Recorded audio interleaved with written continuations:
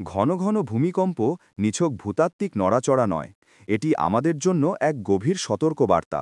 হয়তো বড় কোনো বিপদ আসন্ন, সে সম্পর্কে আমরা জানি না।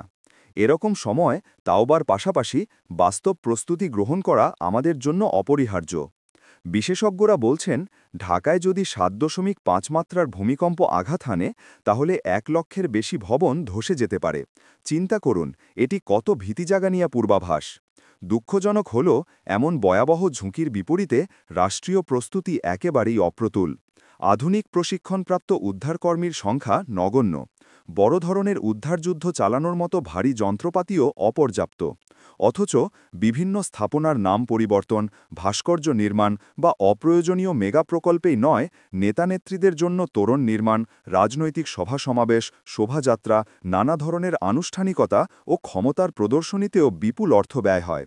দুর্নীতি ও অর্থপাচারের মাধ্যমে রাষ্ট্রীয় সম্পদের যে অপচয় ঘটে, তা এই অপ্রয়োজনীয় ব্যয়ের কাঠামোকে আরও প্রসারিত করে তোলে।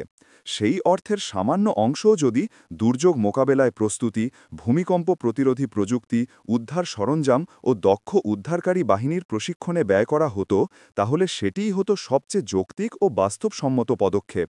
এটি বিবেচিত হতো বর্তমানের সুরক্ষা এবং ভবিষ্যতের জন্য দীর্ঘমেয়াদী বিনিয়োগ হিসেবে।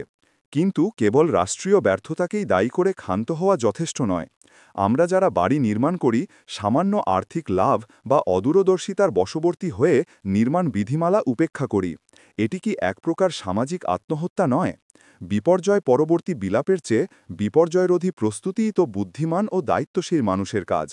রাষ্ট্রের উচিত এখনই খোলা জায়গা সংরক্ষণ, পুরনো ঝুঁকিপূর্ণ ভবন সংস্কার, নির্মাণ সামগ্রীর মান নিয়ন্ত্রণ ছাড়াও প্রয়োজনীয় পদক্ষেপ এখনই গ্রহণ করা জরুরি।